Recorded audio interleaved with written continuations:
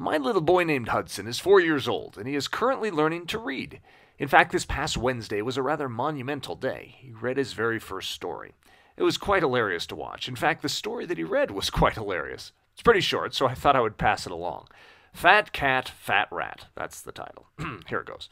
Cat, rat.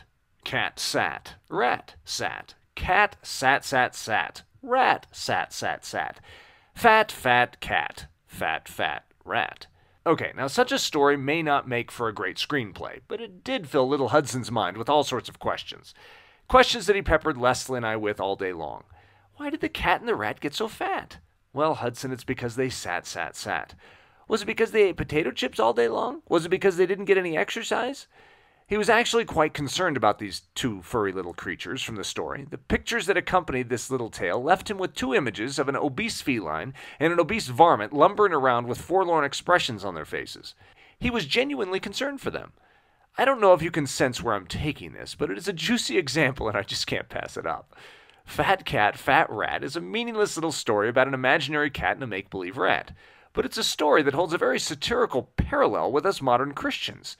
Not a very complimentary parallel, mind you, but a fairly accurate one.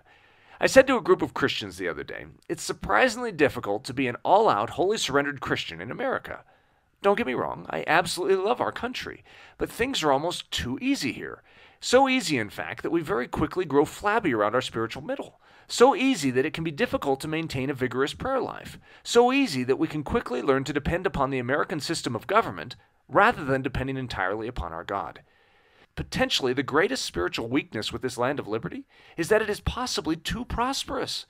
I know that sounds ridiculous, but the very thing that makes our country great governmentally, financially, and socially might also be the very thing that makes it weak spiritually.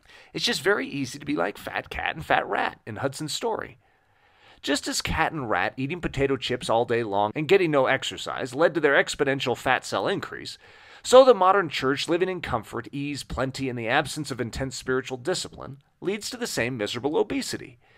Now, I'm a firm believer that our surroundings, whether they be riches or poverty, should not define our spiritual condition. I believe that even living in the vast comfort of American culture, we can forsake the spiritual potato chips and get rigorous spiritual exercise. It may not be the easiest place to live radically for Jesus Christ, but I think it is still very possible to be all in and wholly surrendered while living in this amazing country. Maybe I'm wrong, but I think the church here in America can get back in shape. But we first need to get off that spiritual couch. For Moody Radio, I'm Eric Ludy. Please visit me at ericludy.com.